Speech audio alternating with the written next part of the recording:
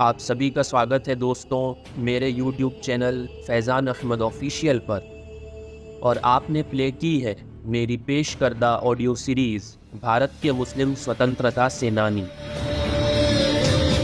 दोस्तों, अगर हम मुल्क हिंदुस्तान की आज़ादी की बात करें और उसमें उम्मत मुस्लिमा की कुर्बानियों की बात करें तो शायद बयान करने में महीनों बीत जाएंगे, लेकिन हमारी तारीख़ और कुर्बानियाँ कभी ख़त्म नहीं होंगी जो हमने इस मुल्क को आज़ाद कराने की खातिर दी हैं।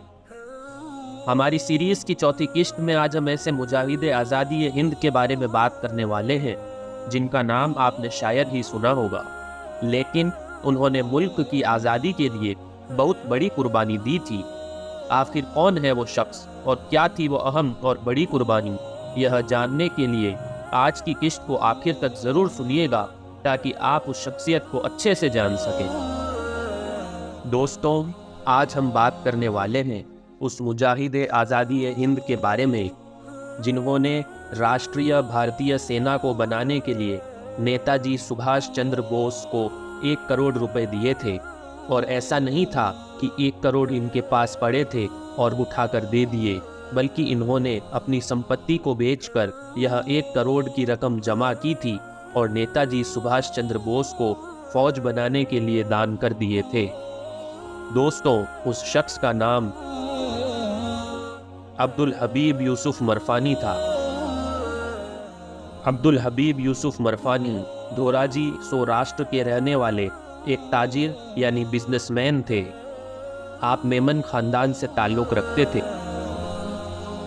9 जुलाई 1944 में जबकि यूसुफ मरफानी और उनका परिवार रंगून में थे, तब नेताजी ने आज़ाद हिंद फौज की बुनियाद रखी। इस सेना के लिए ताउन और मदद के लिए आगे आने वाले पहले शख्स आप यूसुफ मरफानी साहब ही थे।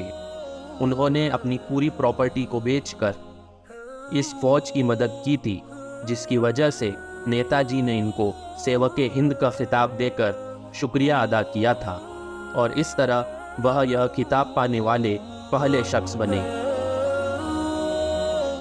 मरफानी के किरदार को बहुत सी ऐतिहासिक किताबों में दर्ज किया गया है। इतिहासकार राजमल कसलीवाल ने अपनी किताब नेताजी आज़ाद हिंद फौज और उसके बाद में उनके बारे में लिखा है कि रंगून के एक ताजिर ने करोड़ों की नकदी और जेवरात नेताजी की खिदमत में पेश कर दिए थे। इसके जवाब में नेताजी ने उनकी तारीफ करते हुए कहा था कि मुझे बहुत खुशी है कि आप इस काम के लिए आगे आए और लोग अब अपनी जिम्मेदारी को समझने लगे हैं। लोग अब सब कुछ कुर्बान करने के लिए तैयार हैं।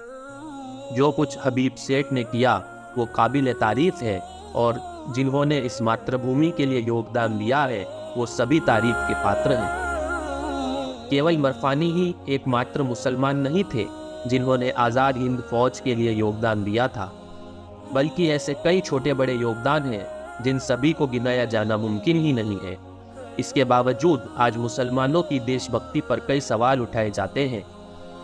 इन्हीं मुसलमानों को जिन्होंने देश के लिए सब कुछ कुर्बान कर दिया, उन्हीं के लिए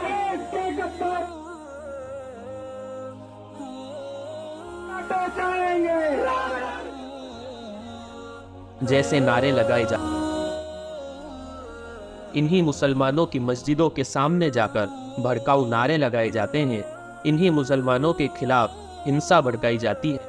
फिर हिंसा के बाद इन्हीं के घरों पर बुलडोज़र चलाया जाता है और यह सब आरएसएस के हिंदू राष्ट्र के एजेंडा के तहत किया जा रहा है। मैं सभी दंगाइयों और उपद्रवियों और हिंदू राष्ट्र का ख्वाब देखने वाले सभी नौटंकीबाजों को इस सीरीज़ के ज़रिए पैगाम दे देना मुनासिब समझता हूँ कि यह मुल्क हमारा है। हम यहाँ बाई डिफ़ॉल्ट इंडियन नहीं बल्कि बाई चॉइस इंडियन हैं। हमें यहाँ हमारी धार्मिक आज़ादी के साथ रहने से कोई नहीं रोक सकता। अगर ज़रूरत पड़ी तो हम मुसलमान इस सरज़मीन हिंद के लिए फिर से जान और माल की कुर्बानी देने से बिल्कुल नहीं कतराएंगे। दोस्तों, अभी के लिए बस इतना ही। आपसे दोबारा जल्द मुलाकात होगी हिंदुस्तानी तारीख के ऐसे ही किसी अहम शख्सियत के साथ। अगर आपको मेरी यह पेशकश पसंद आई तो इसे ज़्यादा से ज़्यादा शेयर करें और अगर मेरे चैनल को आपने सब्सक्राइब नहीं किया है तो ज़रूर सब्सक्राइब कर लें तब तक के लिए अल्लाह हाफिज़ और दुआ की दरख्वास्त।